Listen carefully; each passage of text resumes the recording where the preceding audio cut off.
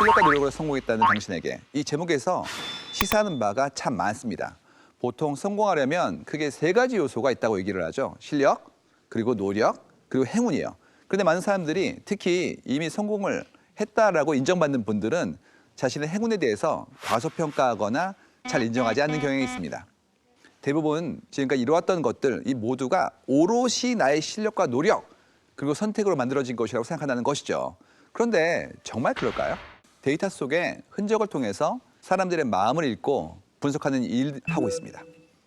흔적은 세상 곳곳에 숨겨져 있습니다. 저는 매주 주말마다 서점에 들려가지고 새로운 책들을 보는 것이 취미예요. 어떤 책들이 누워 있는지, 어떤 책들을 사람들이 보고 있는지 그걸 둘러보면 사람들의 가장 큰 관심사의 흐름, 그다음에 결핍에 대한 부분들, 전체 사회 움직임 같은 것들을 느낄 수가 있습니다. 보통 사람들에게 많이 이렇게 얘기되어지는 것들, 그다음에 또 많이 판매되어진 책들 보면 다음과 같이 책들이 있습니다.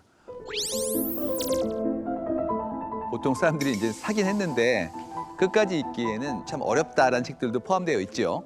모두 메리토크라시, 능력주의를 이야기하는 책들이에요. 마이클 샌델은 공정하다는 착각을 통해서 능력주의 사회가 정말 공정한가 묻고 있고요. 아난드 기리다라다스는 엘리트 독식 사회를 통해서 소수에게 돈과 권력이 집중되는 세상에서 신흥 권력 엘리트 집단의 열망과 위선까지도 얘기합니다. 뿐만 아니라 데니얼 마코비치는 엘리트 세습에서 물질과 사회적 보상만을 위해서 자신의 미래를 결정하는 엘리트들이 있다면 그분들 역시도 행복하지 않을 수 있다라는 아주 섬뜩한 얘기까지도 하고 있는 책들을 펼쳤습니다. 그게 왜 이런 일이 벌어지냐 하면 결국 승자 독식 문제인 것 같아요. 승자 독식은 지금 전 세계적으로 더 강화되어지는 그런 현상이에요. 예를 들어서 옛날에는 동네 읍내자랑 같은 거 하면 대상 탔을 때 전기밥통이라도 받아갔잖아요. 아무리 크더라고 하더라도 국가 정도의 레벨에서 우리의 경쟁의 어떤 범주가 정해져 있었거든요. 근데 이제는 전 지구적인 콘서트가 가능해졌죠. 뭐 메타버스란 말이 나오고 있어요. 그래서 사람들의 관심과 시간을 다 가져갈 수가 있습니다. 그렇다면 이제 동네 가수는 직업의 위기를 느낄 수밖에 없는 것이죠. 다시 말해서 동네 가수도 글로벌 시장에서 살아날 만큼의 어떤 경쟁력을 가져야 되는 상태가 되고 맙니다. 그야말로 비정하죠. 유튜브만 보더라도 전 지구인이 다 뛰어들고 있어요. 처음에는 잭팟이 터지면 금광이 되지만 모두 다 뛰어들면 골드러시가 되거든요. 너도 나도 다 금캐로 몰려다니는 것이죠. 그 얘기는 무슨 얘기냐면 참여자가 늘면 유튜브의 수익이 줄어들게 되겠죠. 왜냐하면 분배의 총량이 줄어드니까요. 글로벌 마켓이 열리면 그만큼 경쟁력을 요구받는다는 것이고 그만큼 승자는 큰 보상을 얻지만 그렇지 않은 어두움에 만들 수 있다는 부분들을 설명하고 있는 겁니다. 이 책에서도 이러한 승자 독식 시장의 구조에서 왜 행운이 더욱 중요한지 그것을 경제학적 관점에서 설명해주고 있습니다. 승자 독식 시장이 계속 뻗어나가면서 행운의 중요성은 더욱 커졌다. 이들 시장에서 소수의 승자에게 돌아가는 막대한 보상은 결국 엄청나게 많은 경쟁자를 끌어들이기 마련이다. 그래서 경쟁자가 많아질수록 행운이라는 요인은 더욱 중요해진다. 1등과 2등의 실력이나 노력은 종이 한 장 차이인 경우가 많습니다. 이 책에서 어떤 얘기를 하냐면 회계 소프트웨어 같은 얘기를 해요. 예전 같았으면 뭐 세무, 회계 맡으신 분들이 그 동네 분들한테 정보를 제공해 줌으로써 나름의 시장을 형성했거든요. 근데 그렇지가 않고 표준화된 프로세스가 나오거나 혹은 소프트웨어가 나오게 된다면 이제는 그 소프트웨어가 그 모든 일들을 대행해 주기 때문에 굉장히 우수한 소프트웨어 하나가 전체 시장을 독식하는 연질이 생길 수 있다는 얘기입니다. 그렇다면 이제 그때의 소프트웨어 업계에서도 가장 좋은 것과 좀 그거보다는 약간 좀 덜 좋은 사이에 기능의 차이는 미미하나 여기에 대한 시장의 장악력은 무한대일 수 있기 때문에 그 평가는 굉장히 클 수 있다라는 부분들을 고민하고 있는 거예요. 다른 사람보다 1%더 열심히 일하거나 재능 있는 사람이 1%의 수익을 가져가는 건 어찌 보면 당연하다고 볼 수가 있어요. 그런데 그 과정에서 나타나는 차이가 사소한데 수익은 수천 배 차이가 난다면 그렇다면 행운의 영향력에 주목할 수밖에 없다라는 얘기를 저자는 다음과 같이 얘기합니다. 행운이 아주 미미한 영향을 미치는 경쟁에서조차 승자는 거의 언제나 가장 운이 좋았던 사람들 가운데서 나온다.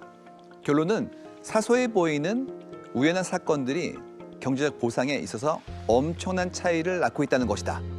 저자 역시 저명한 경제학자이자 코넬대의 석좌 교수로 이미 굉장히 큰 성취를 이룬 분이에요. 근데 이분이 그 친구와 함께 테니스를 치다가 이분이 쓰러졌는데 근데 마침 지나가던 구급차가 와가지고 이분을 구했다는 거예요. 그래서 그때 알게 됐던 건 뭐였냐면 어떻게 이런 일이 일어났을까? 거꾸로 다른 유명인 중에서 어이없는 사건을 통해서 사망한 케이스를 떠올리고 그 둘 차이는 과연 무엇인가에 대한 부분도 고민해 보는 겁니다. 그다음에 어떤 얘기를 해주시냐면 굉장히 좋은 대학교죠.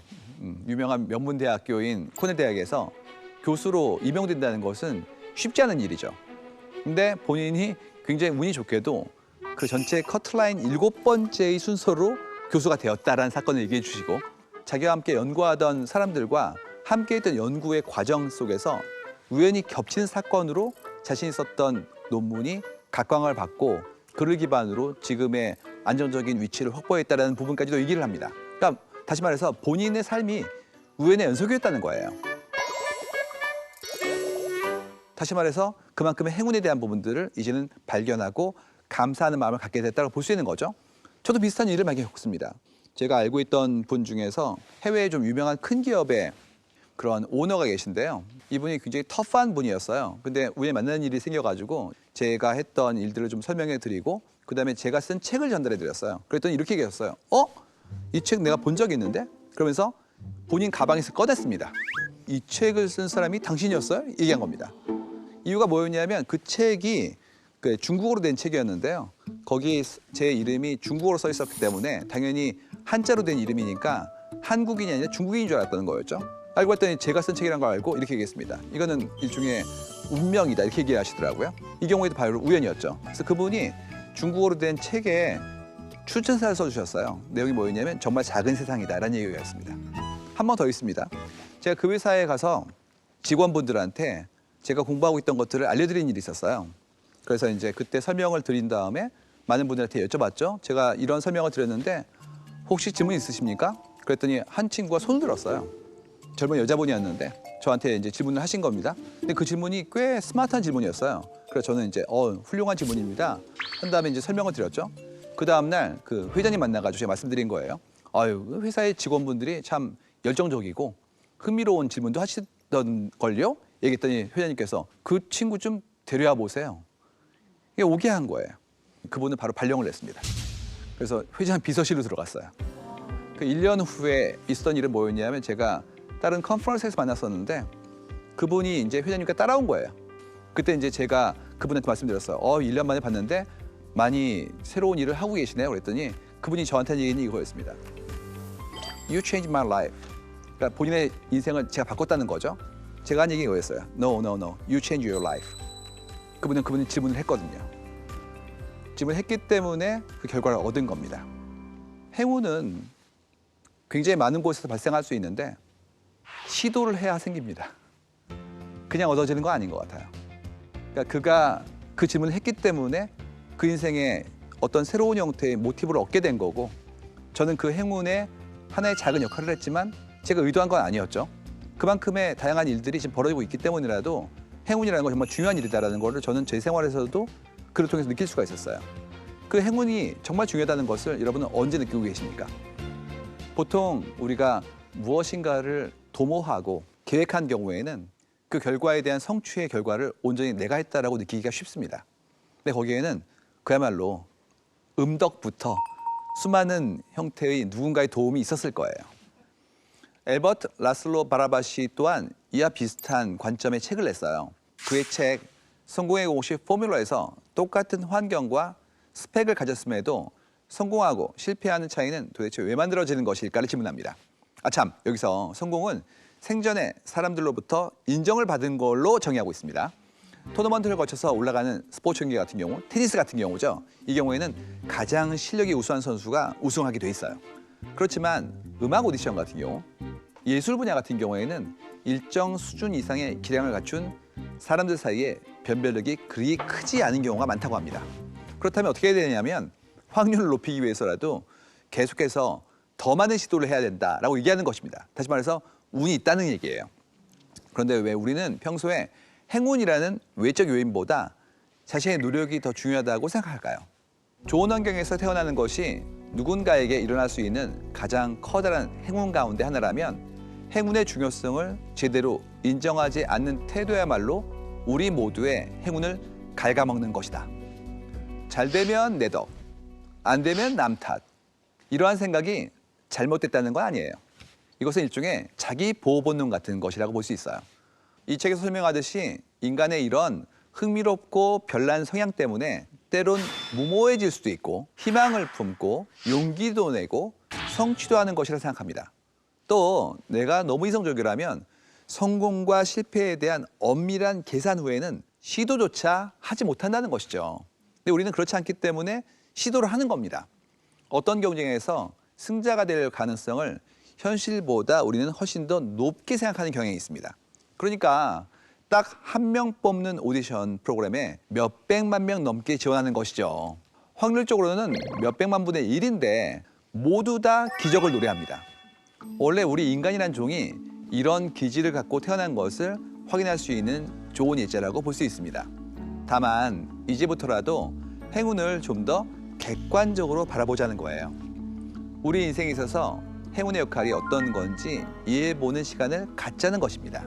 저는 2015년도에 상상하지 말라라는 책을 낸 이후로 계속해서 관찰의 중요성을 강조해왔습니다. 감이나 직관보다는 눈으로 보고 관측한 내용을 바탕으로 세상을 읽어야 한다는 것이죠. 그런데 재밌게도 사람들은 저를 디지털 포춘 텔러라고 부르곤 합니다. 사람들이 오히려 그 이상을 스스로 상상하는 것입니다.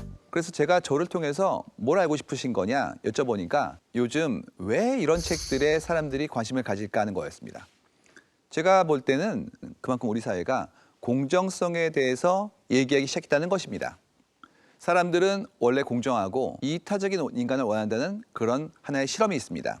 얼티메이텀 게임이라고 최후 통첩 게임이라고 불리우는 하나의 실험이 있었는데요. 첫 번째 실험 규칙을 알려드릴게요. 초록에게 1,000원권 10장을 줍니다. 그 다음에 규칙은 뭐냐 하면 옆에 있는 파랑이한테 돈을 나눠주면 되는 거예요. 근데 그렇게 되면 그가 수락할 때만 내가 돈을 받을 수가 있어요. 그러니까 내가 1,000원을 주고 그가 좋아 1,000원 그러면 이제 당연히 저는 9,000원, 그는 1,000원을 받게 되는 것이고요. 그렇지가 않고 그 받은 돈을 내가 거부한 경우 파랑이가 그럼 둘 다 못 받습니다. 1,000원을 줬는데 싫어 그러면 이제 둘 다 못 받는 거예요. 그럼 이성적으로 제가 얼마를 주건 돈을 주면 그는 수락해야 돼요. 이유가 그가 거절하는 순간 둘 다 못 받거든요. 즉 루즈 게임이에요. 그렇다면 이제 파랑이가 굉장히 화가 나서 거절한다면 초록이는 돈을 못 받게 되기 때문에 초록이는 파랑이가 화를 안 낼 만큼의 돈을 줬을 때 가장 이익이 되겠죠. 그래서 처음에 생각은 뭐였냐면 이성적으로라면 당연히 최소한만 줄 거다. 굉장히 야박할 것이다라고 이제 예상했거든요. 또 마찬가지로 반대편에 받는 파랑이도 얼마를 주든지 간에 내가 거부하는 순간 둘 다 못 받기 때문에 얼마라도 챙기는 것이 이득이라고 이제 우리는 생각한 거죠. 해보니까 그렇지가 않았어요. 실제로 보시면 5대5의 비율로 공정함을 얘기하는 그야말로 이제 둘 다 똑같은 거죠. 그랬을 때 비율이 50% 이상이었고요. 6대4, 7대3까지 합치면 무려 80%가 30% 이상을 제시했습니다. 또 재밌는 거는요. 수요자 측에서 1대9 받으면요. 50% 이상 전부 다 거절했어요. 기분이 나쁜 거죠. 배 고픈 건 참아도 배 아픈 건 못 참는다 모르는 얘기처럼 실제로 2대8의 경우에도 무려 20%가 거절했습니다. 다시 말해서 우리 인류란 종 자체가 공정함에 대한 부분들에 가지고 있는 나름의 게이지가 있는 게 아닐까? 예를 들어서 어떤 일이 벌어지고 있냐면요. 저희가 재택근무라는 키워드를 한국 사회에서 활발히 바라본 건 작년도 1, 4분기가 처음이었습니다. 그전까지 재택근무는 거의 없었어요. 재밌는 거는 이를 통해서 뭘 알게 됐냐면 상호 간의 신뢰에 대한 부분들을 알게 되었어요. 실시간으로 바라볼 수가 없게 된 거죠. 그러다 보니까 이런 얘기가 나왔었어요. 뭐해? 뭐 그런 얘기들이에요. 관리를 맡고 있다고 믿고 있는 분들은 자꾸 각자의 직원분들이 어떤 일 하는지에 대해서 알고 싶어 해요. 사실상 그거는 나중에 결과에 대한 부분들을 바라보면 충분히 설명할 수 있는 것인데 이제 결과가 나오기까지 과정까지도 챙기고 싶은 거죠. 그러다 보니까 메신저를 자꾸 물어본다는 거예요. 지금 뭐해? 계속해서 일하는데요. 이제 힘들어지니까 나중에는 냅 나왔다는 거예요. 냅이 나왔다는 그런 얘기가 있는데요. 그러다 보니까 어떤 게 나왔냐 하면 이런 얘기도 나옵니다. 내가 현재 쓰고 있는 컴퓨터에 키보드에 입력을 덜 하고 있으면 5분만 지나면 메신저가 노란색으로 바뀌어요. 원래 초록색이었는데 그 다음에 15분 이상 입력 안 하면 이게 빨간색으로 바뀝니다. 그러다 보니까 이제 바라보고 있는 관리자라고 믿고 있는 스스로가 뭘 하시냐면 그 스테이터스 바뀌는 걸 바라보고 있는 거예요. 그다음에 5분 지난 동안 일을 안 했네? 이분이 좀 쉬고 있나? 근무 태만. 직원분들, 그러니까 감시를 받고 있는 역할인 분들은 어떻게 했냐면 앱을 깔았는데 이름이 자리 안 비움이라고요. 마우스를 이렇게 흔들어주는 앱을 깔았다는 얘기예요. 그쯤 되면 이제 그렇게 물어보는 사람이나 그런 앱을 까는 사람이랑 똑같습니다. 상호 신뢰가 없는 거죠. 이유가 뭐냐면 결과에 대한 어떤 검증 체계가 아니라 이 시간을 파는 것처럼 과정에 대한 부분으로 본인이 하고 있는 업무의 어떤 수준을 낮추고 있는 거예요. 그래서 뭐가 나왔냐면 지금 협업 툴들이 나왔는데 각자가 하는 업무의 과정을 기록하고 각자가 수정한 부분들을 전부 다 체록하는 형태의 툴들이 나오기 시작했어요. 그러니까 이제 함께 프로젝트 했다면 어디까지 내가 있는지에 대한 것들을 명백하게 설명할 수 있는 것들이 나왔다는 얘기죠. 문제는 그 다음입니다. 이런 얘기들이 나오기 시작했어요. 월요일 날 어떤 분이 만든 예쁜 문서가 있습니다. 근데 그거를 바로 위에 상급자인 분한테 화요일 날 올려준 거예요. 근데 그거를 다시 박 과장님한테 금요일 날 보내줬어요. 그러니까 3일간 묵혀놓은 겁니다. 근데 그거를 박 과장님은 그 김 부장님한테 드리고 사모님한테 드린 거예요. 그랬을 때 통상 지금까지는 이거였어요. 사모님이 보시기에 김 부장님 참 일을 잘하시네. 역시 3팀이 최고 이랬다고 해요. 지금까지는. 지금 그렇지 않고 뭐가 나오냐면 이건 첫날 만드신 분이 만든 거를 하나도 안 고치고 무려 5일간 후에 나한테 준 거네. 그러면 첫날 만든 사람만 있으면 되는 거네. 오히려 그 사이에 아무것도 안 한 사람들이 전체 업무에 대한 어떤 딜레이를 만들었고 지연을 그다음에 이분들이 전부 다 프리 라이딩 하고 있는 거네라는 걸 인식하겠다는 거입니다. 무슨 얘기냐면 일을 해야 돼요. 이제는 각자가 했던 일들이 전부 다 결과가 남는 것이 아니라 과정까지 남게 되면서 그들이 했던 일에 대한 보상 체계까지도 이제는 재산정해달라는 것들이 올라가기 시작했습니다. 이게 공정함에 대한 이슈들이에요.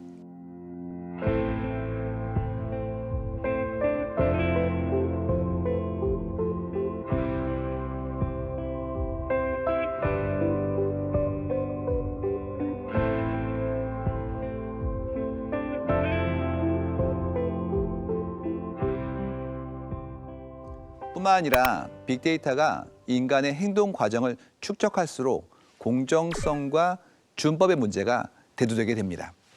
팬데믹이 펼쳐지면서 각자의 동선이 QR코드 출입 명부와 같이 남겨지는 것이 기술적으로도 가능해지고 사회적으로도 수용되기 시작했습니다. 그렇다면 일상이 기록이 된다면 늘 내가 잘 살아야 한다는 것이 하나의 표준이 되게 됩니다. 지금 보시면 그 확진자의 동선 공개 속에서 그분이 어떤 생활하셨는지에 대한 부분들이 알려지게 되고 거기에 대한 사람들의 평가가 물론 익명성을 바탕으로 하지만 준엄하게 이루어지는 것을 통해서 우리는 자기 삶을 돌아보고 자기 일상생활에서의 어떤 무결함 혹은 거기에 대한 어떤 엄정함에 대한 것들을 스스로 관리하는 체계가 되었기 때문에 현재의 방역 체계가 유지되고 있는 것을 여러분이 이해하실 수 있을 것 같습니다. 일상이 공개되는 시대에 사람들이 가장 매료되는 것은 일상 속의 착한 이야기, 다시 말해서 미담들입니다. 편찮으신 할머니와 함께 사는 넉넉지 못한 형제들에게 치킨을 무료로 제공한 어떤 치킨집 사장님의 이야기가 우리의 마음을 울렸죠. 이 이야기가 알려지자마자 전국에서 돈줄 내주려는 주문이 폭주했습니다. 심지어 먼 지방 도시에서 치킨 2마리요 주문하셔서 배달이 안 되는데요? 그랬더니 그냥 받으라고 얘기하셨다는 얘기까지도 있죠. 이렇게 얻은 매출에 자신의 돈까지 더해서 기부를 한 사장님의 미담은 더욱 사람들의 마음을 움직였습니다. 이처럼 SNS에서 유명인들뿐 아니라 일반 시민들의 미담 역시 게시물로 만들어지고 확산되어지면서 선결제에서 다른 사람들에게 혜택을 베풀어주는 행위들도 늘어나고 있습니다. 선한 영향력이라는 단어가 사회에서 어떻게 수용되는지 보여주는 예였죠. 택배 배달 차량 짐칸에 강아지가 있어서 학대를 의심하던 사건은 알고 보니까 다친 유기견을 구조해서 정성스럽게 보살핀 배려 깊은 반려인의 반전 행동이었다는 것이 밝혀졌습니다. 역시 우리에겐 큰 감동으로 다가왔죠. 이렇듯 우리는 지금 누군가의 미담을 원하고 찾고 퍼뜨리고 있는데 이게 꼭 지금 시대에만 해당할까요? 아닙니다. 조선시대 암행어사 일 중에는 탐관 오리를 찾아서 벌을 주는 것뿐만 아니라 보고서 별단에 자기가 살핀 숨은 미담이나 연려, 효자의 행적을 기록한 일도 있었다고 합니다. 최근 임보, 즉 임시보호 중인 너무 사랑스러운 새끼 고양이가 저희한테 찾아왔거든요. 집사들끼리는 서로 이런 말을 합니다. 인간이 고양이를 선택하는 게 아니라 고양이한테 인간이 간택받는 것이다. 제가 고양이에 대해서라면 상당히 진심인 편이거든요. 요즘 이런 말 많이 들어보셨습니까? 어떤 것에 혹은 무엇에 진심인 편이다. 저처럼 고양이의 진심일 수도 있고요. 어떤 분은 빵의 진심일 수도 있고요. 자동차의 진심일 수도 있겠고요. 패션의 진심일 수도 있겠습니다. 이렇듯 밀레니얼 세대와 G세대에서 요즘 진심이란 발화가 두드러지게 나타나고 있습니다. 왜일까요? 기술이 생산의 민주화를 이루게 도와줬거든요. 디지털 기술이 도입이 되고 3D 프린터 같은 것들, 그다음에 글로벌 아웃소싱이라고 하고 있죠. 같이 움직이는 사람들의 거대한 어떤 설비와 노력들이 품질을 같게 만들어주고 있습니다. 상향 평준화되고 있는 것이죠. 그렇다면 사람들은 품질이 같다? 그다음에 뭘 원하게 되냐면 품질보다 더 높은 차원, 더 깊은 것을 원하게 됩니다. 즉, 이 일을 왜 시작했는지, 그다음에 브랜드에 어떤 스토리와 전통이 있는지를 따지는, 다시 말해서 진정성을 따지는 소비자들이 늘기 시작했다는 겁니다. 여러분, 지역명을 넣고요. 카페를 검색으로 넣으면 온갖 정보들이 스마트폰에 주르륵 나옵니다. 여기에는 별점도 있고요. 그다음에 사용자들이 남겼던 리뷰의 개수들, 그다음에 그 카페가 언급된 문서 수에 이르기까지 평가가 수치화돼서 나타나는 걸 볼 수가 있습니다. 이제 카페가 어디 있든지 간에 그곳이 좋은 곳이라면 누구에게나 발견되는 세상입니다. 그러나 갑자기 입에 풀칠하기 위해서 아무런 준비 없이 카페를 연 사람과 커피가 정말 좋아가지고 수십 년을 보낸 분과는 경쟁하기 어려운 사회가 된 것이에요. 그야말로 진정성이 중요한 시대가 온 것입니다. 그런데 진정성이 무슨 뜻인지를 딱 정의를 내려보고 싶은데요. 이게 참 어렵습니다. 국어사전에 진정성을 검색하면 진실하고 참된 성질이라고 나오거든요. 이 책에서는 진정성을 authenticity, 우리나라 말로 한다면 진짜 정도라고 한 단어로 표현하고 있지만 영어 사전에 진정성을 검색하면 sincere, truth 같은 것들도 같이 나옵니다. 그야말로 진정성이라는 단어 안에는 참 여러 가지의 의미들이 담겨 있고 또 섞여 있는 것이 아닐까라고 우리는 추정할 수 있습니다. 그래서 이 책에서는 사람들이 진정성을 어떻게 생각하는지 직접 조사를 해보았습니다. 진정성을 선호한다고 말하는 것과 진정성이 무엇을 의미하는지 아는 것은 완전히 다른 얘기다. 진정성 있는 인간으로 만드는 요소가 무엇인지 묻는 질문에 응답자의 3분의 1 이상이 인격이라고 답했고 38%는 기타라고 답했다. 진정성을 가장 잘 정의하는 단어를 고르라고 하자 61%가 진실한 것, 19%가 실제인 것을 골랐다. 여론조사 및 트렌드 분석 전문가 존 조그비가 2007년도에 미국 사람들 대상으로 실시한 진정성에 관한 설문조사 결과입니다. 사람들이 거론하는 진정성이 어떤 의미인지 가늠하기 위한 조사였는데요. 진정성의 요소는 인격이 중요하고 진실하고 실제인 것이라고 답한 사람들이 많았다는 것입니다. 어차피 존재하는 모든 것은 실제하는데 이게 과연 진정성일까요? 뭔가 명쾌하게 결론이 나지 않습니다. 어쨌든 결과를 종합해 보니까 표지에 적힌 말처럼 사람들은 진정성이 뭔지 정확한 실체는 모르는데요. 진정성 없는 태도나 사람은 귀신같이 한다는 겁니다.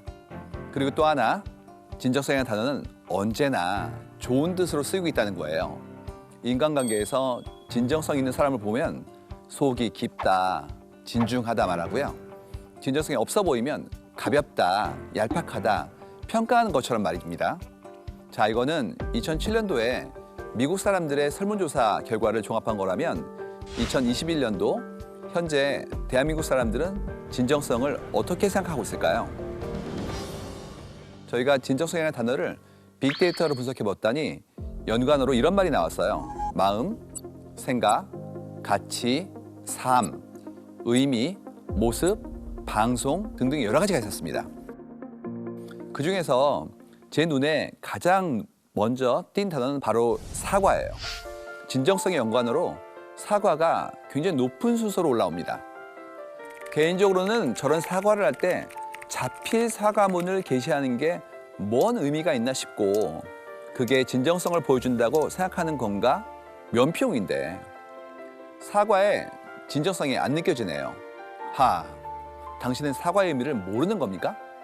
이걸 누구 보라고 올린 게 너무 웃기네요. 참 진정성도 없고. 진정성 있는 사과, 왜 이게 굉장히 많이 나왔을까요? 이건 결국 의도에 대한 문제로도 말할 수 있는데요. 고의적인 잘못에 대해서 분노하는 겁니다. 사람은 누구나 실수를 할 수 있습니다. To err is human, to forgive divine이라는 격언이 있죠.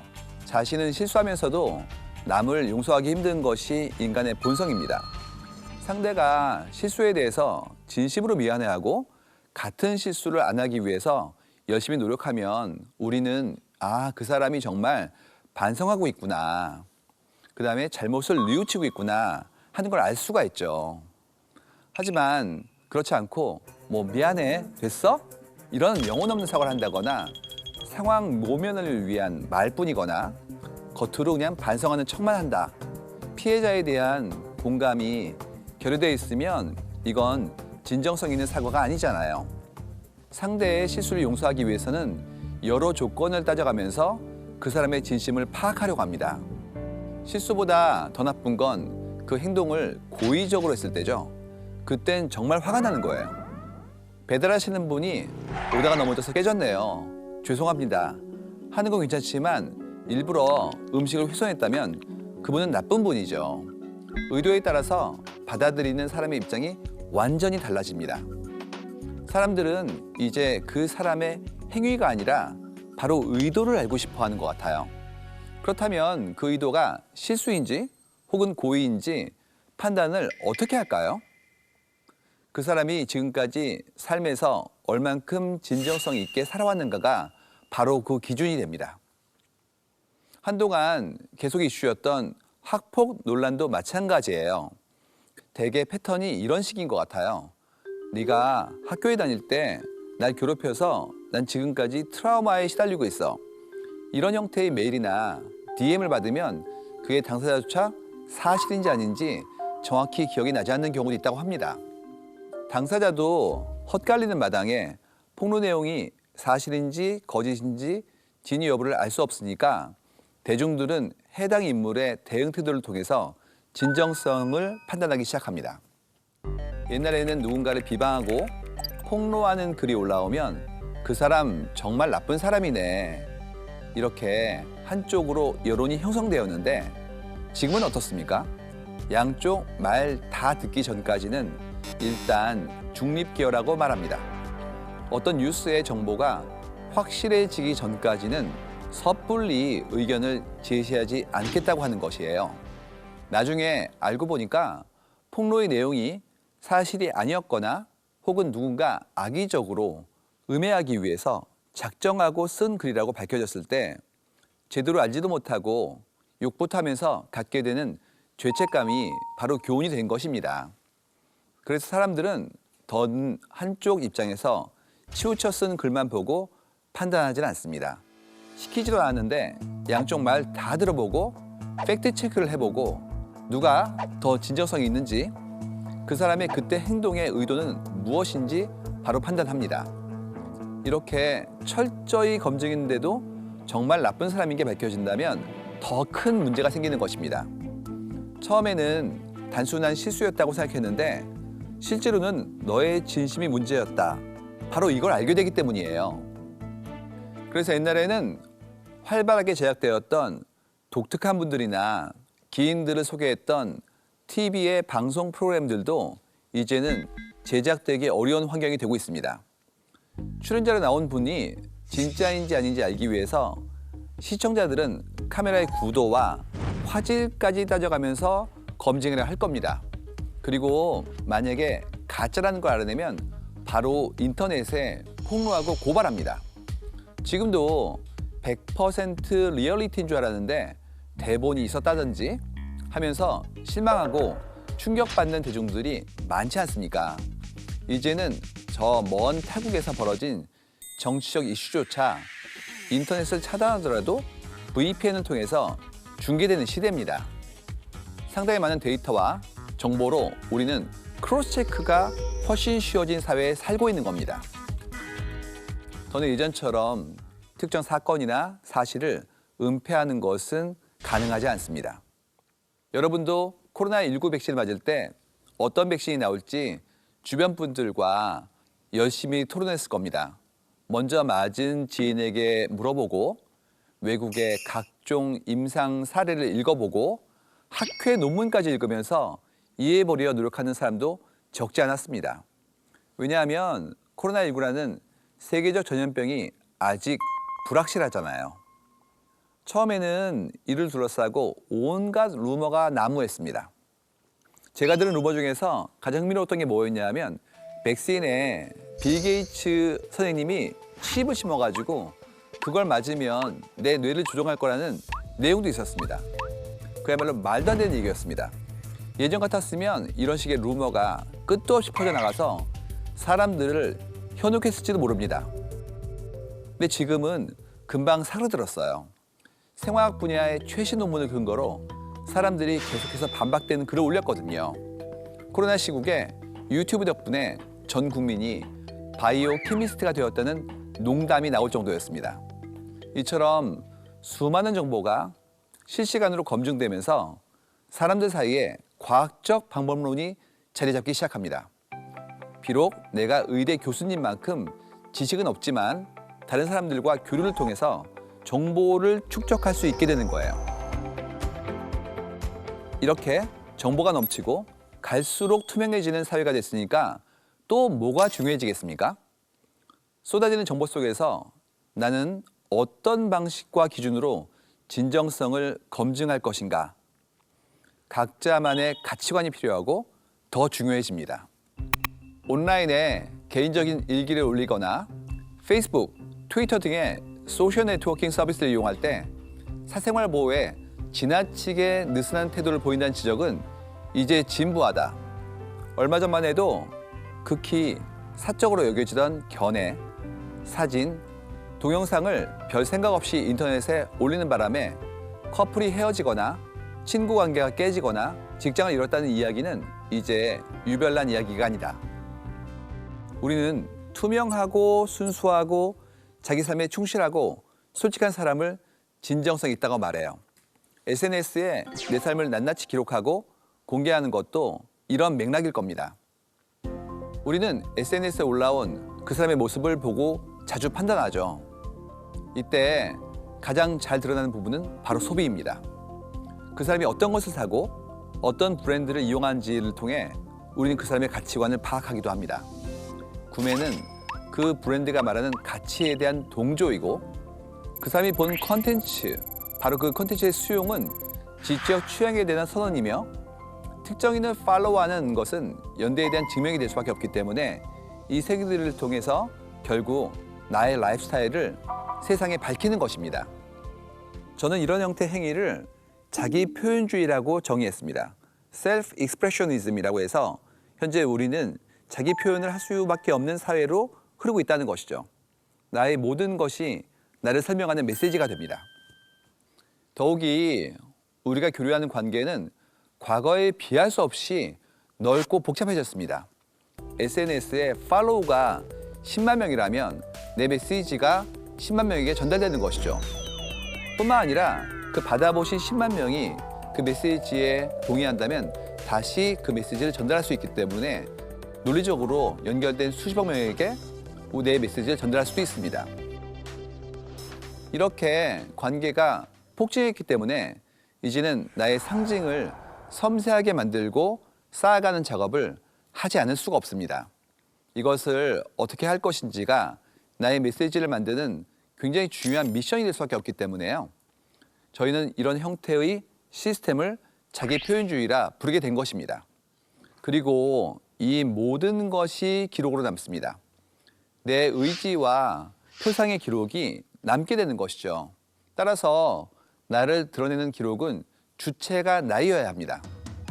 출발점을 찍고 조금씩 확장해 가고 그것을 기반으로 수련하고 결과에 대해서 책임지고 마지막으로 내 이름이 쓰여지게 될 때 나를 표현하는 기록으로서의 의미를 가집니다. 저희가 최근에 인스타그램에서 100 Days of Practice라는 해시태그를 봤었는데요. 100일간의 기록을 남긴 겁니다. 예를 들어서 어떤 분이 악기를 배우기 시작한다면 첫날은 잘 못 하겠죠. 하지만 100일간 꾸준히 연습하면 100일째 됐을 때 꽤 그럴싸하게 한 곡을 연주합니다.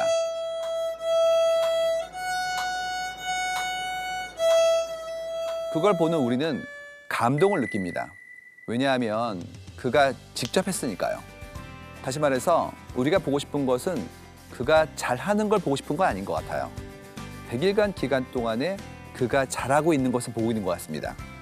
이미 일가를 이룬 사람의 퍼포먼스를 보는 건 그에 대한 존경심의 발로이자 우리 취향을 향유하는 행위에 머무릅니다.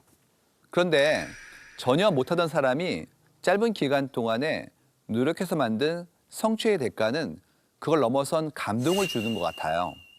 그의 분투와 주체성이 오롯이 나에게 다가오기 때문입니다. 즉 이제는 스스로의 흔적을 남기고 성장의 기록을 체록하는 것이 곧 나의 프로파일이 될 것입니다. 그렇다면 여러분은 무엇을 해야 할까요?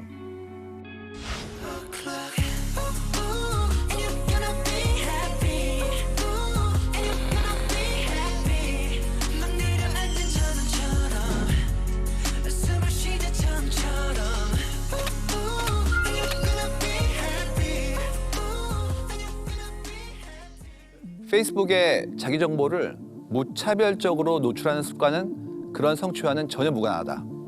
투명성과 공개성이 같이 있으려면 거기에는 자발적이면서 다소 신중한 면이 곁들여져야 하기 때문이다. 저자 또한 철저히 공개하는 투명성과 진정성을 동일시하는 관념에 일침을 가합니다. 투명한 것이 진실한 것이고 좋은 것이라는 것은 착각이라는 거죠. 오히려 너무 투명하면 부작용이 있을 수도 있어요. 무조건적인 투명성은 위험성도 따릅니다. 가령 상대에게 하면 기분 나쁠 수 있는 말을 나는 진정성 있는 사람이다라는 신념으로 내뱉으면 안 되는 거죠. 이는 진정성에서 필요한 투명성을 잘못 인지하고 있는 거예요. 그런데 저자는 왜 책 제목을 진정성이라는 거짓말이라고 정하면서까지 진정성에 대해서 지적할까요? 지금 사회가 가짜 진정성이 팽배하고 있기 때문이라고 이야기합니다. 이 책의 부제가 진정한 나를 찾다가 길을 잃고 헤매는 이유인데요. 저자는 진정성에 대한 개념을 오해하거나 너무 한 가지 측면과 관점에서 진정성을 추구하는 사람들의 태도를 비판적으로 바라봤어요. 그중 하나가 진정성을 핑계로 원시성을 숭배하는 겁니다. 루소의 가차없는 근대 비판에서 시작해 이국적인 것에 집착하던 19세기, 멸망을 환호하는 오늘날의 쇠퇴론으로 이어지는 원시주의 사고방식에는 좀 더 소박한 사회, 경제조직 형태로 되돌아감으로써 소외현상의 원인을 극복하려는 질긴 욕망이 담겨 있다. 루소의 야심을 원시주의로 보는 통념은 잘못된 것이다. 우리가 어떻게 변했는지 궁금하다 그러면 지금 어른이 누군지에 대한 걸 좀 돌아봐야 될 것 같아요. 그래서 여기에 대한 부분들을 한 장의 사진으로 좀 보도록 하겠습니다. 볼까요? 한 부부가 막 결혼을 했는데 왼쪽에 계신 분과 오른쪽에 계신 분과 약간의 시간 차이가 있는 것 같죠. 왼쪽에 계신 이 두 분은 그 당시에 몇 세 때 결혼을 하셨을까요? 그냥 딱 봤을 때는 그래도 한 30대 이상은 30대 중반 느낌은 나는데요. 약간 금혼식 느낌. 사진 속 두 분의 당시 나이가 25살 동갑이셨대요. 25. 오른쪽에 계신 분은 이제 결혼을 최근에 하신 분이라고 하는데요. 이분들은 30대 초반이시라고 합니다. 30대 중반? 더 많아. 그래서 근데 이분들께서 이렇게 성숙해 보이는 게 아니라 그 당시에 한국이 25살 정도면 이분들 같은 모습이었어요. 그 사이에 우리가 굉장히 젊은 모습을 가지게 사회가 변화한 거죠. 그래서 이제 왼쪽의 분들이 예전에 한국에 아주 일반적인 그런 분들이었고요. 평균적인 분들. 오른쪽에 있는 분들은 지금의 한국의 평균적인 분들이죠. 두 가지를 저희는 주목하는데요. 첫 번째가 결혼을 하는 나이가 하신다면 예전보다 나이가 들긴 형태로 바뀌었다. 그러니까 우리가 결혼을 결심하고 실행하는 그런 시기가 예전보다 늦춰졌다는 게 첫 번째고요. 두 번째는 그 나이 때의 분들보다 예전 기준으로 한다면 더 젊어 보인다. 이 두 가지가 가장 큰 차이인 것 같아요. 제가 얼마 전에 한 강연에 썼던 자료 중에 하나가 뭐였냐면 1970년대의 한 분의 생신이었어요. 사모간대 쓰시고 그다음에 흑백 사진 속에서 앉아 계신 모습을 보여드렸었는데 그게 1970년대였으니까 지금부터 50년 전이죠.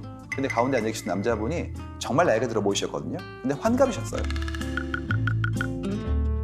근데 여러분 주위에 환갑되신 분들 꽤 있으시죠? 오늘 오신 선생님들 중에서도 계실 거예요. 예전의 느낌에 정말 나이 든 분이라는 느낌은 들지 않습니다. 첫 번째 그렇고요. 두 번째는 뭐였냐면 그 당시에 찍어둔 사진을 보시면 굉장히 큰 전체의 어떤 가족의 모습이 나와요. 예전에 지역에 가가지고 환갑잔치 그러면 일단 마당에 멍석 깔고 그다음에 이렇게 차양 치고 그다음에 병풍을 갖고 나왔어요. 왜 그러냐면 식구가 수십 명이었기 때문에 그리고 일가 친척도 다 근방에 살고 계시기 때문에 환갑잔치는 엄청 오셔가지고 절하는 것만 꽤 시간이 걸렸던 기억이 납니다. 근데 지금 어떻습니까? 지금은 만약에 올해로 환갑이다 그러면 62년생이실 거 아니에요. 근데 그분들이 결혼을 하셨다면 80년대 중반일 텐데 한국이 80년대 중반에 출생률이 1.6밖에 되지 않아요. 그러면 그때 태어나셨던 분들은 한 분이나 두 분이라는 얘기고 그렇다면 지금 장소원들이 장성하셔도 그분들과 함께 사진 찍었을 때 몇 분 나올 거 아니야. 결혼을 안 하실 확률이 높고요. 하셨어도 현재 한국의 출생률은 0.8 정도밖에 되지 않으니까 많이 보면 한 4분 정도? 아이까지 합치자 5분 정도? 아니죠.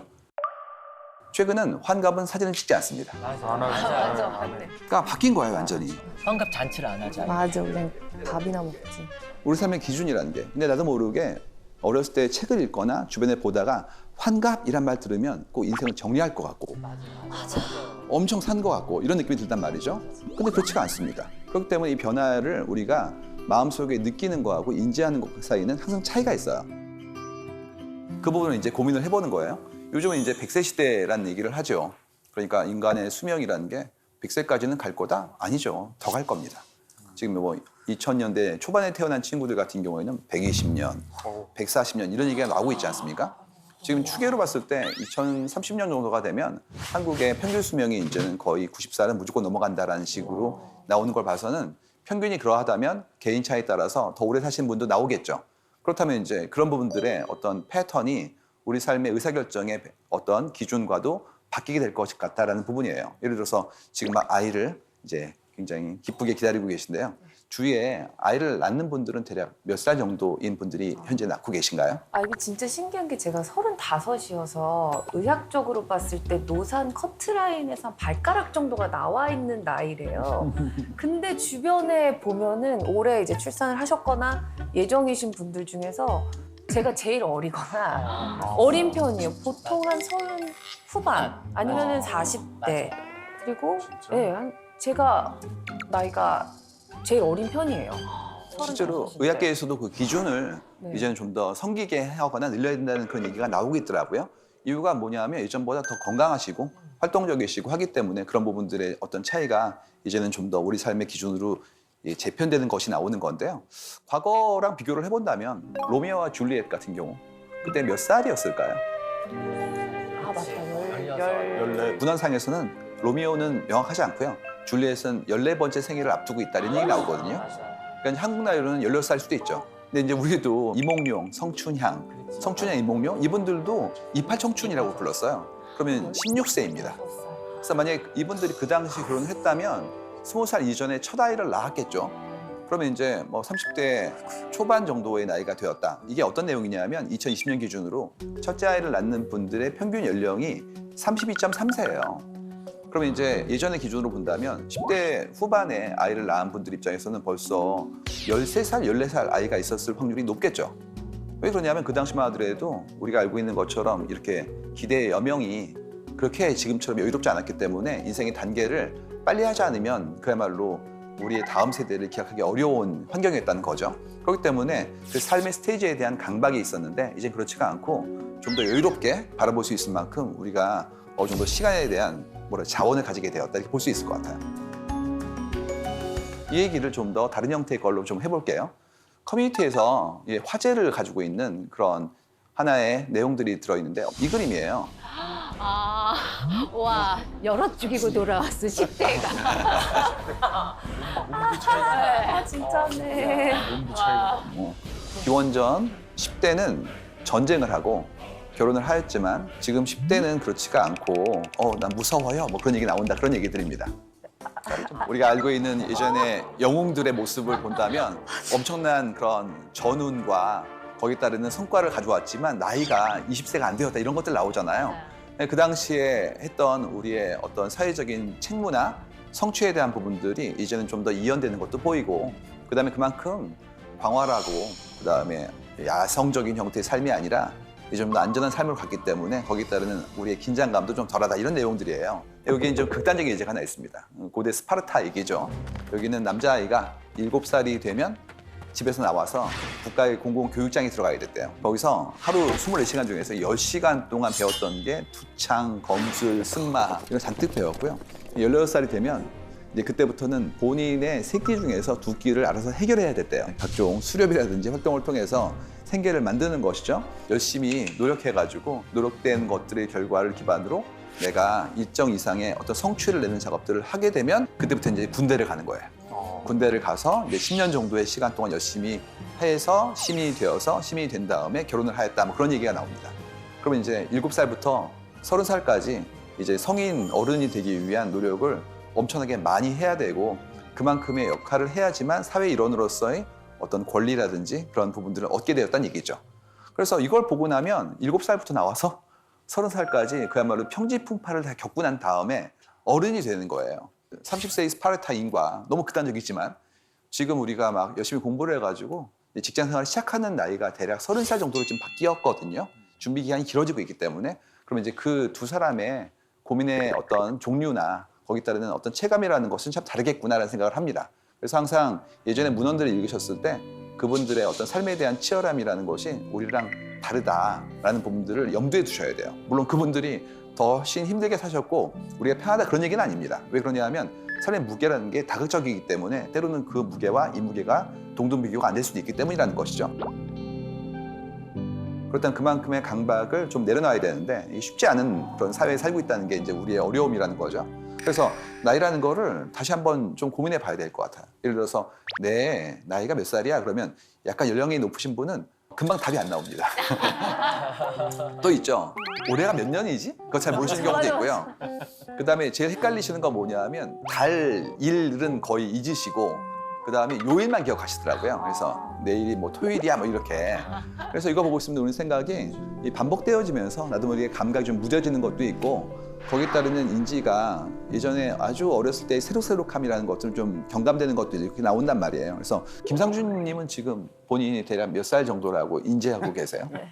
저는 45살 이후로 나이 세는 걸 잊었어요. 아니 그래서 사람들이 나이를 사실 물어보면은 저는 몇 살이에요 물어보면 아침 몇 살이에요 라고. 진지한 시간도 안 배워야 돼. 저거 배워야 돼요. 여기에 나오신 패널분들뿐만 아니라 여러분 모두 다 예전보다는 훨씬 더 젊은 나이를 가지고 계세요. 저희 아버지 세대와 같이 계산할 수는 없다는 얘기죠. 그래서 현대 나이 계산법이라는 걸 들어보신 적 있을 거예요. 한때 뉴스에서 유행했던 거였는데 뭐였냐면 나의 나이 곱하기 0.8을 하세요. 이런 내용이었습니다. 그러니까 이게 한때는 엄청나게 뭐 사람들한테 회자되면서 주로 연령대 높으신 분들이 술자리에서 계속 이 얘기를 하셨던 그런 경험을 가지고 있습니다. 제가 원래는 몇 살이지만 지금 나이 계산법을 한다면 이렇다니까 라고 말씀을 해주시는 거예요. 그랬을 때 김상준 씨는 아까 이 나이 계산법으로 따진다면 말씀하셨던 거가 비슷하지 않습니까? 비슷합니다. 아시죠? 45.6이 나오더라고요. 아 그렇군요. 네. 오, 서경석 씨는 이 나이 계산법이라면 몇 살이 되시는 거죠? 전 정확히 40. 오, 설수연 씨? 저는 37살. 아, 네. 저 28살. 네. 저도 32살. 네, 이렇게. 그래서 받았던 나에 대한 사람들의 기대나 인지와 비슷하게 나와있는데 이런 계산법이 왜 나오게 된 거냐에 대한 어떤 로직을 좀 설명드리고 싶은데요. 이 논리는 이겁니다. 현재 총인구 중에서 85세 이상인 인구 분포가 있거든요. 이 인구 분포가 50년 전에 68세 이상의 인구 비율과 비슷하다는 거예요. 그렇기 때문에 우리 전체 인류가 이렇게 건강하게 오래 사는 그런 비율이 일정히 움직였고 그렇기 때문에 68세는 현재 85세에다가 0.8을 곱한 거기 때문에 그걸 기반으로 현대 나이는 말이야 0.8을 곱해야 돼 라고 말씀을 주신 거예요. 우리 이걸 들으면 꽤 그럴싸해 보이기도 하고 일단 기쁘죠.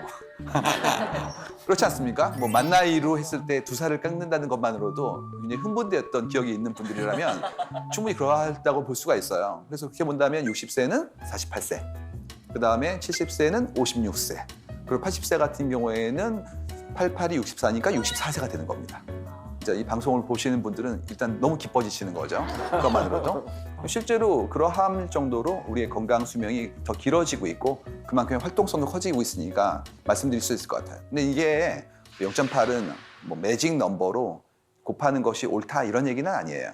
왜 그러냐면 이 부분들이 지금보다 더 수명이 길어질 분들한테는 더 작아질 수도 있습니다. 예를 들어서 우리 다음 세대가 뭐 140살 이상의 세월을 살 수 있다면 그분들 같은 경우에는 그렇지 않고 뭐 0.6이 될 수도 있는 것이고요.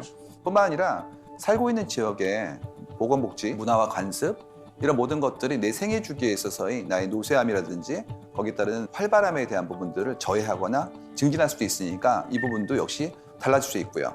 그리고 또 한 가지는 우리가 사는 사람들의 지금의 삶의 패턴 중에서 본인의 노력도 있거든요. 이런 것들이 연결되기 때문에 일률적으로 경감된다고 볼 수는 없어요.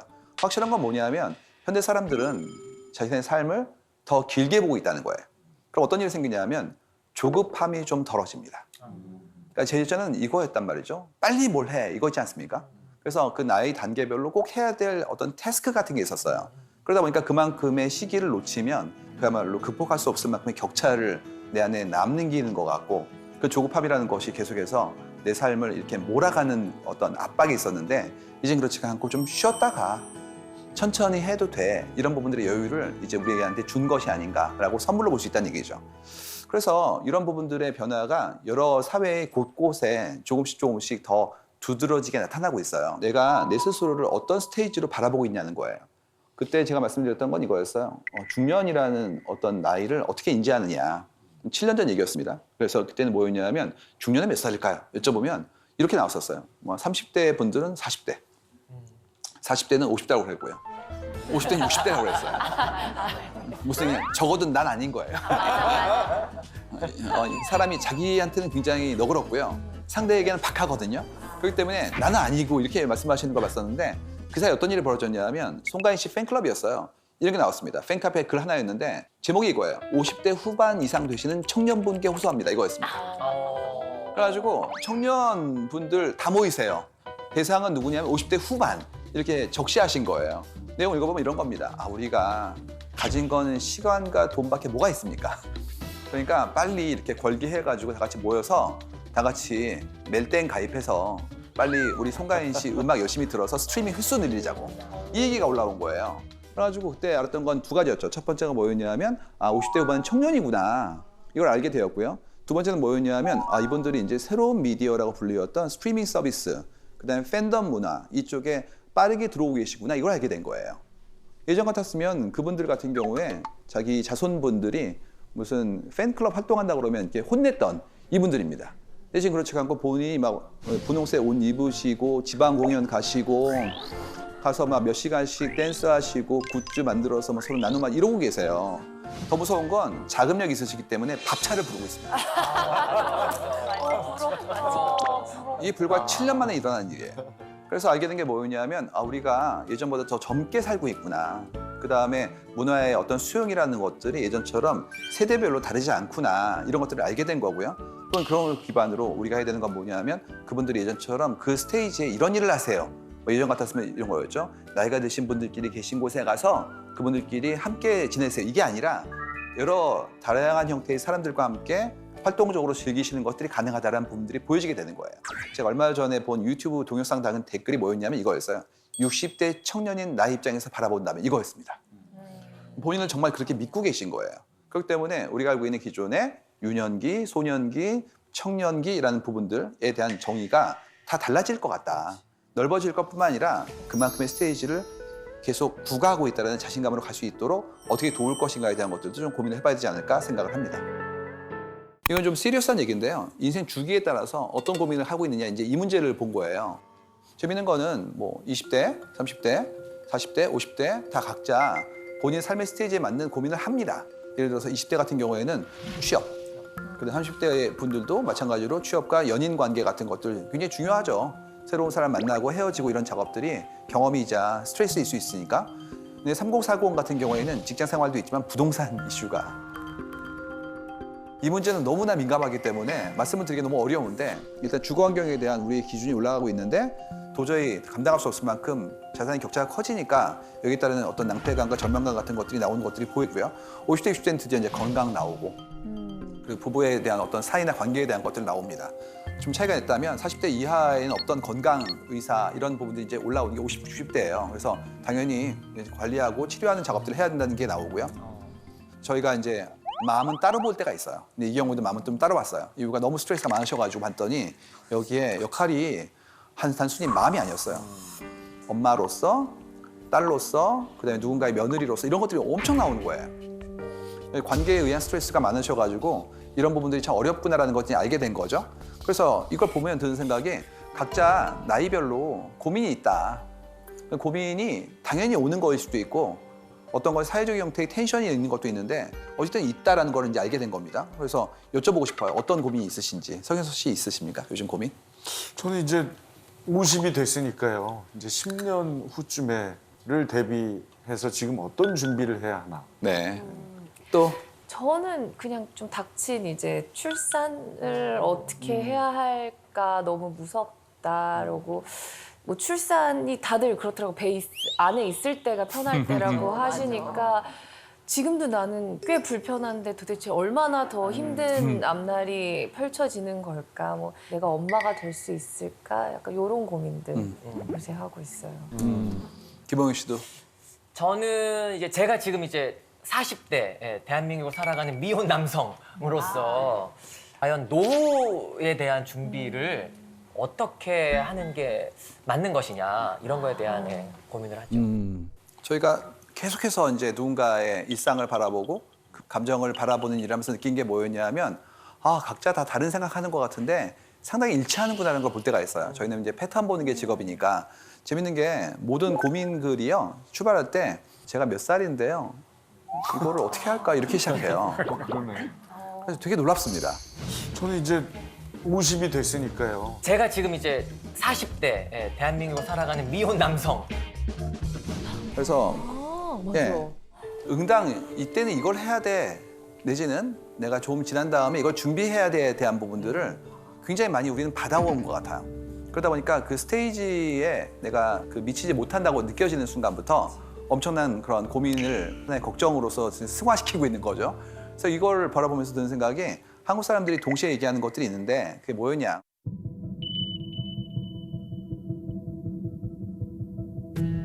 이게 바로 시간, 돈, 나이를 늘 얘기해요. 시간, 돈, 나이. 그러니까 이게 어느 순간인가 돈 나누기 나이에 대한 부분들을 가지고 본인의 인생의 성적표처럼 받아보는 분들이 나온다는 거죠. 재밌는 게 늘 자기 고민을 이제 누군가에게 얘기할 때 본인을 설명해야 될 거 아니에요. 특히 온라인 했을 때는 나에 대한 생각을 충분히 전달해야 가능하니까 출발 이런 식이에요. 제가 뭐 33살 여자 지방 사립대를 나와 학점이 3.3에 오랜 수업 생활 끝에 특허사무소에 입사해서 경력 6개월인데 한 달에 뭐 250만 원을 벌고 있는데 제가 정상적인 건가요? 뭐 이런 거 엄청 올라옵니다. 맞아. 어떻게 본다면 객관적인 지표들이죠. 나이라든지 뭐 경력의 기간이라든지 수입에 과다라는 건 지표이긴 한데 인생에 굉장히 다양한 형태의 어떤 요소들이 있잖아요. 근데 이건 다 제거하고 숫자화 될 수 있는 것만 이렇게 강박처럼 얘기하는 사회가 아닐까에 대한 두려움이 생긴 거예요. 그래서 봤어요. 그랬더니 이런 얘기 나오더라고요. 뭐 23살 생산 직무 스펙 평가해 주세요. 24살 전문대 남자 냉정하게 스펙 평가요. 그래서 본인의 숫자를 다 쓰시거든요. 그다음에 이제 내가 현재 일을 하고 있는데 이거를 제대로 하고 있는 건가요?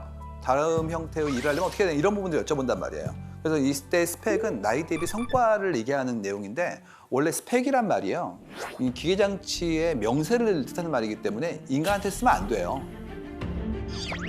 근데 우리는 나도 모르게 그 단어를 사람의 가치 기준으로서 쓰이고 있다. 이게 되게 좀 무서운 얘기죠. 왜 그런 거냐? 이게 이제 정해져 있는 자리를 놓고 싸우는 경기랑 비슷한 건데 이런 식이에요. 좋은 조직이 있어요. 훌륭한 조직이에요. 우리는 지금부터 새로이 조인할 분들을 모집해요. 이렇게 얘기합니다. 지원하세요. 누구나. 그럼 어떻게 됩니까? 자리는 10개 있는데 1000분이 오시는 거죠. 기준이 명확해서 저희는 이런 분을 원해요. 이러면 다행인데요. 그렇지가 않고 좋은 분이요. 어떤 일이 벌어지면 이렇게 나오죠. 저는 대학 나왔는데요. 옆에 있는 분은 저는 대학 받고 대학원 더요. 저는 어학연수요, 공모전이요, 봉사활동이요. 이런 식으로 계속 쌓아나가는 거예요. 그러다 보니까 다른 사람보다 무리해야 되는 것이고 무리한 분들이 들어오는 그런 상대 경쟁을 하는 비교평가의 시대에서는 나도 모르게 내가 하는 일들에 대한 성과에 대한 것들을 객관화시켜서 설명하거나 거기에 대해서 평가받는 것들이 익숙해지는 거예요.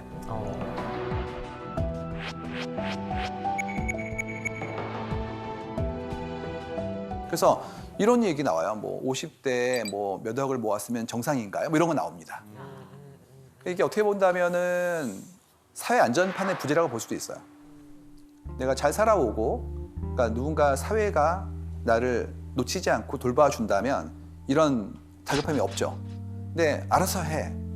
노년의 어려움은 네가 챙기는 거야.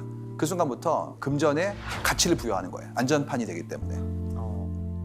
그러다 보니까 그만큼을 모으지 못한 분들은 조급해지는 것이고 내가 그만큼의 금전을 모으기 위한 노력을 경주해야 되니 그때의 어떤 정해져 있는 스탯들을 제대로 밟고 있는지를 끊임없이 여쭤보는 구조들이 나오기 시작한다는 얘기들입니다. 근데 이게 한 사람의 문제가 아니에요. 우리가 가지고 있는 사회 얼개의 문제인 것이고 그래서 이런 부분들을 어떻게 좀 더 불안감 없이 살게 만들 것인가에 대한 것들을 같이 합의해 나가야 된다 이런 얘기들입니다. 그래서 이때 이제 기본적으로 나오는 것이 내 삶에 대해서 자각하는 거거든요. 난 이렇게 살아왔어. 근데 이게 어떤 기준에 못 미치게 되는 순간부터 나름의 어떤 스트레스를 받기 시작하고 그러면 이제 그때 준거가 될 수 있는 대상자와 기준을 어떻게 설정할 거냐에 따라서 내 기준의 행복감이 달라지는 거예요. 예를 들어서 내 친구가 어떤 굉장히 좋은 집을 샀어. 그러면 이제 그때부터 불안감이 커지는 거예요. 내가 어떤 사람이고 싶어 하는지에 대한 상을 만들지 않고 그 비교가 주관적인 비교가 아닌 객관적인 지표로서의 금전이라면 누구나 불행해지는 거예요. 이유는 내 친구 중에 제일 잘 나간 애랑 비교할 거거든요. 항상 그래요. 저희가 데이터에 엄청 많이 나옵니다. 근데 여기서 이제 어려운 건 뭐냐면 그런 수평 비교를 한 명만 다 한다는 게 문제입니다. 그러니까 철수는 집을 샀고요. 영희는 아이가 좋은 학교에 들어갔죠. 그 다음에 옆에 있는 영철이는 책을 써가지고 유명한 사람이 됐어요. 그러면 어느 순간인가 모두 다 부러운 거예요. 그러다 보면 그걸 전부 다 할 수 있는 사람은 존재하지 않는데 슈퍼셋으로서의 나의 자아를 형성해 놓고 그거에 모자란 부분만큼을 계속해서 자괴감에 들게 빠지는 악순환이 나오는 겁니다. 그렇기 때문에 이런 부분들의 어려움이 결국 어떻게 나오냐. 평균으로 나와요. 평균. 그러니까 이거를 인터넷 사용하는 언어로서는 평타라고 부릅니다.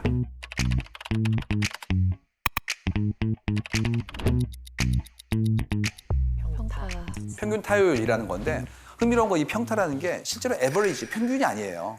어떤 거냐면 이런 식입니다. 나이 29살 남자, 수도권 4년제, 연봉 3,800, 이 정도면 괜찮은 건가요? 이런 식이에요. 근데 여쭤보면 댓글이 엄청 달려요, 그 밑에. 근데 그 댓글의 기준이 터무니없을 때가 많습니다.